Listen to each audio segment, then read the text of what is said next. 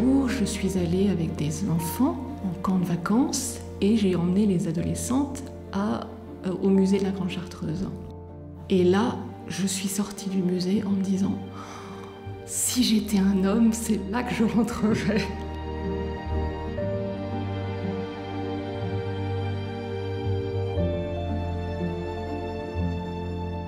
J'ai senti une paix profonde dans mon corps,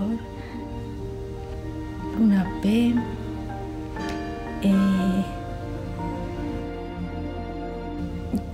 inexprimable, inexprimable, oui.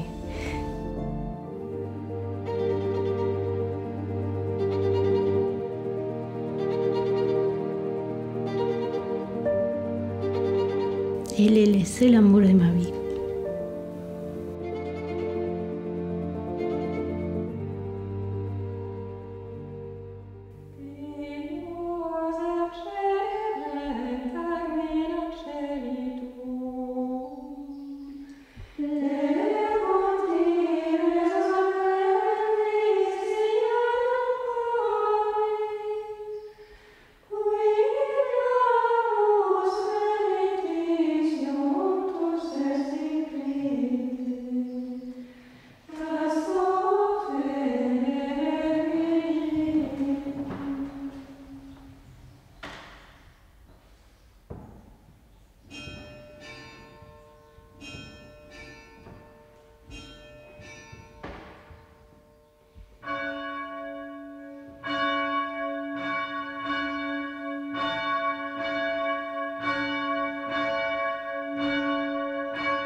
C'est vraiment pour Dieu seul qu'on vient. C'est toujours le point sur lequel on doit être le plus attentif. Est-ce qu'il y a un appel du Seigneur? Saint Bruno dit « Beaucoup voudraient venir, mais ils ne sont pas appelés, ils n'ont pas la grâce pour ça. Et même certains essaient, et puis ils n'ont pas reçu la grâce du ciel. » Donc pour nous, Chartreux, je crois qu'il y a vraiment un double appel. En tout cas, moi je l'ai vécu comme ça, un appel à la vie consacrée et un appel à la Chartreuse précisément. C'est l'expérience qui va montrer aussi si la personne peut. Si Dieu l'appelle, elle aura la grâce pour répondre. Et si elle n'a pas la grâce, c'est tout simplement que Dieu ne l'appelle pas, probablement.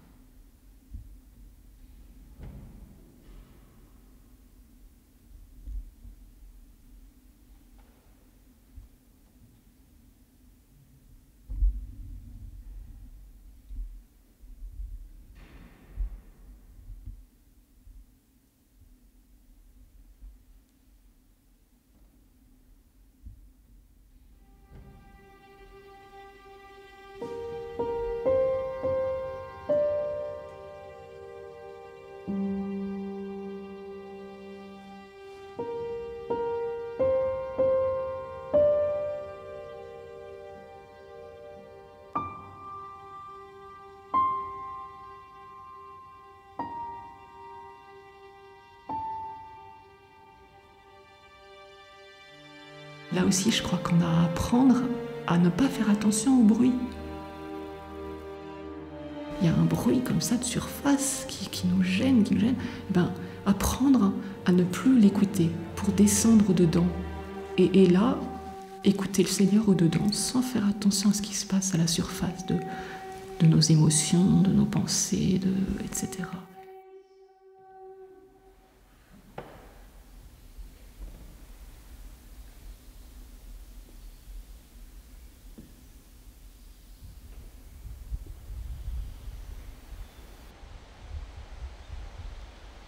J'aimais beaucoup quand on disait que dans le baptême, notre âme a été créée dans le silence.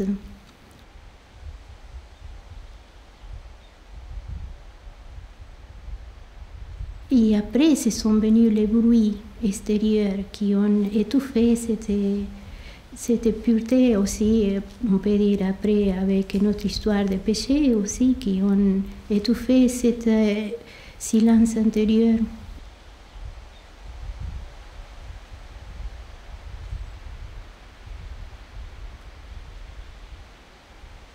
Dieu se manifeste. Il peut prendre tous les moyens, mais c'est sûr que le silence et la solitude sont des moyens excellents pour cette rencontre avec le Seigneur. Vraiment, si on veut l'entendre, on veut faire l'expérience de Dieu, il faut sortir du bruit, parce que c'est une relation personnelle avec le Seigneur. C'est moi-même que je dois faire l'expérience de Dieu.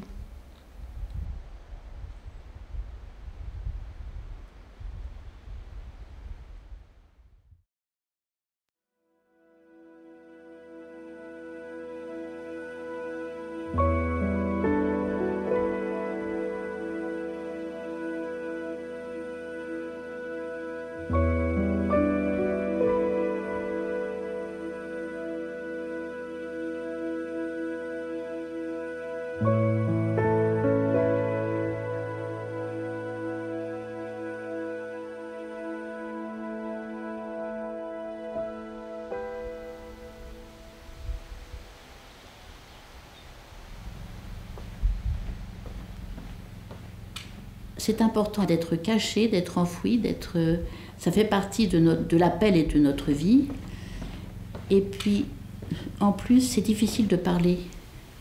C'est difficile d'expliquer, c'est même impossible d'expliquer.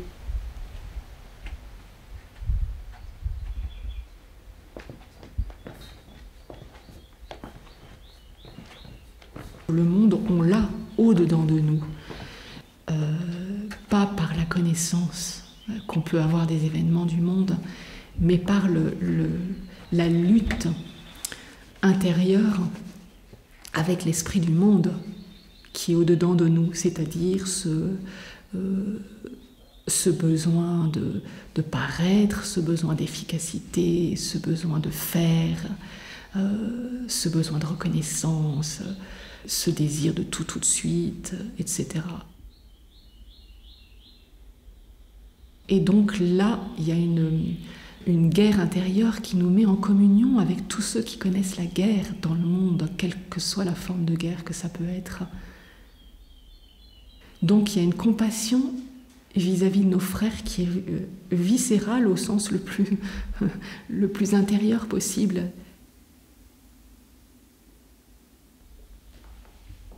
Mais c'est en vivant ce combat intérieur avec le Seigneur et pour lui que je compatis à ce que peuvent vivre mes frères.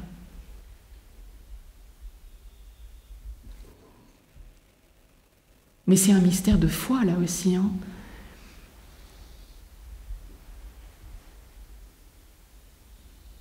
On doit vraiment veiller sur cette clôture pour que la fécondité puisse être réelle vis-à-vis de nos frères.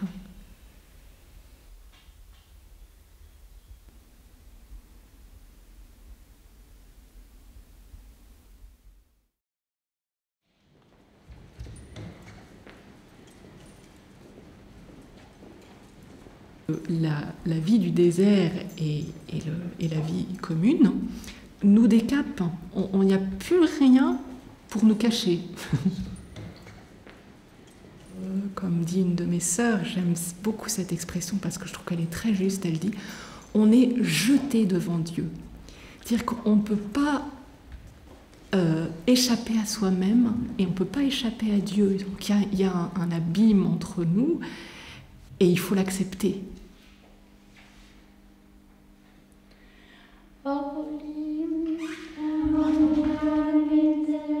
On est voué à la pauvreté en esprit, disent nos statuts, par 3 fois. C'est quand même étonnant, on est voué à la pauvreté en esprit. Ça veut dire que il faut qu'on accepte de n'être rien devant Dieu qui est tout, et que ce soit ça notre bonheur.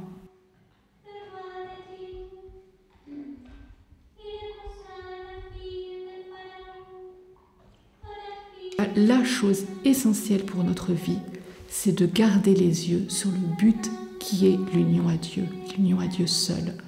Et si on a les yeux fixés sur le but, on pourra marcher. Le chemin sera rude, le chemin du désert, il est rude et il est long, mais on sait que c'est pour vivre cette union à Dieu.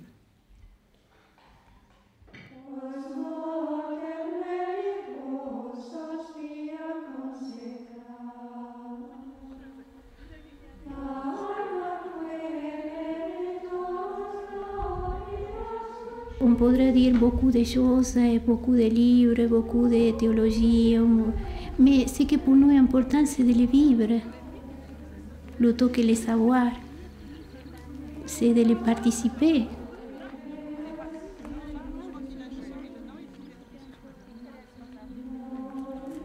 J'aime beaucoup la petite Thérèse parce qu'elle a retrouvé cet chemin tout simple de l'Évangile, et c'est devenir dépendant de Dieu qui est notre Père, de vivre en dépendance de Dieu.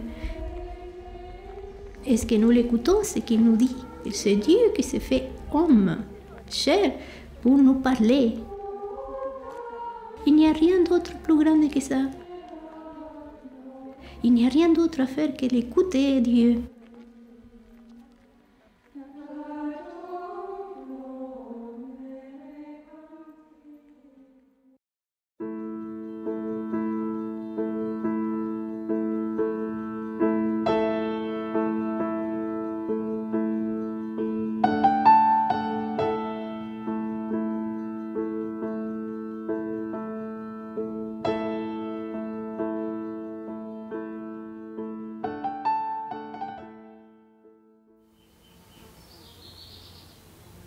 Chaque cellule a un jardin qui n'est...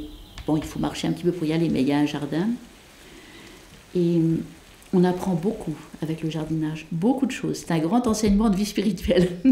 Et puis, ne serait-ce qu'on apprend à regarder.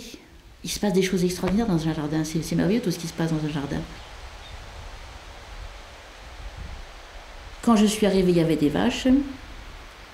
Bon. Et les vaches sont restées.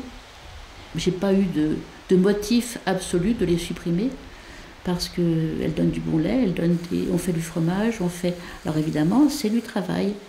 Mais les moniales qu'on verse, elles sont quand même 7 ou 8. Elles ont besoin de ce travail. Et elles le demandent. Elles ont besoin d'un travail manuel qui soit proche de la terre, je crois, vraiment proche de la terre.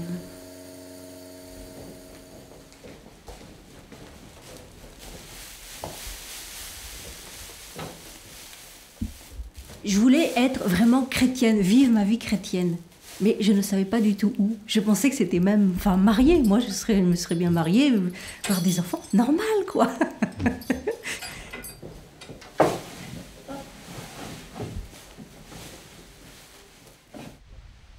C'est ça qui revenait toujours, le silence. En fait, le silence et la nature. Parce que la nature m'a toujours émerveillée. Surprise, émerveillée. Parce que en fait, dans la nature, je voyais toujours le doigt de Dieu.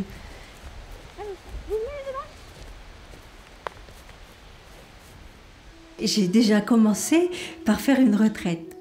Et quand je les ai vus derrière la grille, j'ai dit « Oulala !» En plus, avec l'habit, j'ai dit « Mon Dieu, j'arriverai jamais !» Et puis finalement, une petite voix au fur et à mesure de la retraite qui me dit « Non, non, mais t'inquiète pas, ma grâce t'aidera. » J'ai dit, eh ben oui, et c'est ce qui est arrivé. Et c'est pas explicable, on ne peut pas l'expliquer ça. Et c'est quelque chose qui nous attire. Allez les pépites, au dîner. Moi, ça me fait m'épanouir quand je suis dehors, par exemple au potager ou même aux poules. Je regarde les animaux vivre et je me dis, mais c'est presque une louange au Seigneur, quoi. Et même quand je vois les légumes qui poussent, c'est incroyable. Ça pousse. Une petite graine comme ça fait une énorme plante. Ça peut pas être dur dans le sens qu'on aime. On fait quelque chose qu'on aime. On est avec l'amour, je dirais. En plus, on sait que ça vient pas de nous. C'est quelqu'un qui nous a choisis, qui nous a dit « Viens, et tu verras l'histoire d'amour que tu auras avec moi, en fait. »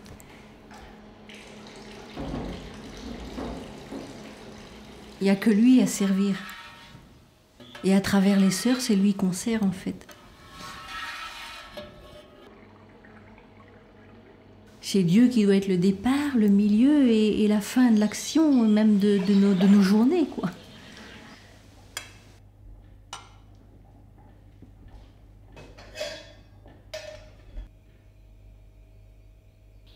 C'est vraiment un amour qui nous prend et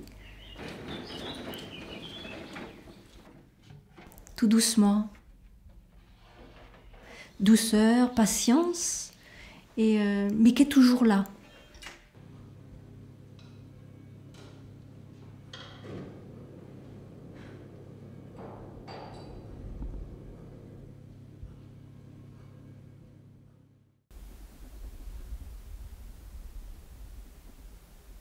C'est la prière. Et de découvrir que la prière est très simple parce qu'elle est une relation d'amour.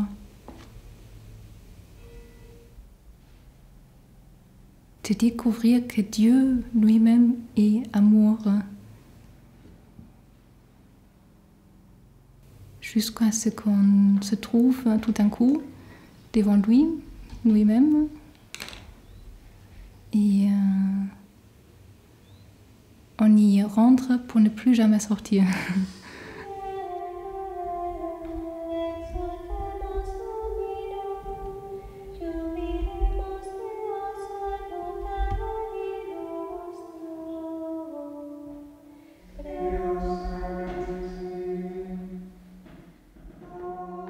La seule chose qu'il me demande, c'est de vouloir le rencontrer. Lui, il veut que nous l'aimons. Et si nous voulons bien, il peut même nous apprendre comment aimer.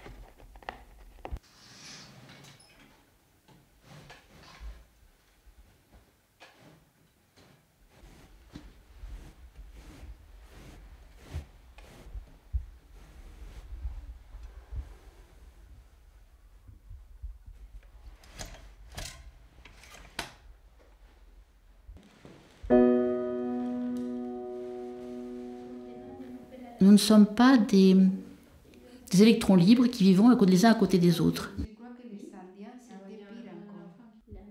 Une communion de solitaire. C'est vraiment un paradoxe, mais qui pourtant est profondément vrai. Et je pense que au féminin, le terme communion est très important. Plus important peut-être que solitaire, parce que la communion ne se fait que grâce à la solitude pour nous. Si on était tout le temps ensemble, ce ne serait pas pareil. La communion, c'est quelque chose de très étrange. Je sens qu'on est unis par quelque chose d'autre, par quelque chose de profond qui nous unit. Ce n'est pas des choses qu'on a faites ensemble, c'est une vie ensemble. Il y a une vie ensemble. Alors, on est des solitaires, c'est vrai qu'on aime la solitude, mais il faut aussi être très apte à la vie communautaire. Parce que je crois vraiment que c'est impossible de vivre en Chartreuse si on garde des rancœurs avec les sœurs toute sa vie. On empoisonne toute sa propre vie et peut-être aussi, si ça prend trop d'importance, la vie communautaire.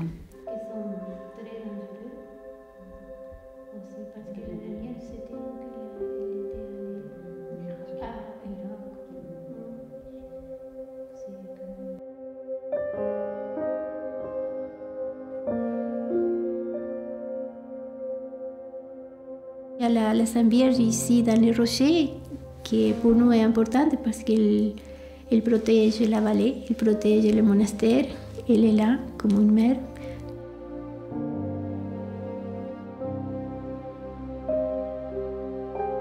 Pour nous, c'est très important de trouver la maternité de la Sainte Vierge. Aujourd'hui, la figure de la femme est un peu perdue. Oh mon Dieu, qu'est-ce qu'on fait de la femme? Et surtout de la maternité de la femme. Pour nous, pour une femme, c'est la maternité est très très importante. Que ce soit maternité naturelle, mais aussi maternité spirituelle. Nous sommes mères des âmes, nous qui nous avons renoncé au mariage et que nous nous sommes donnés à Jésus. Nous sommes mères des âmes.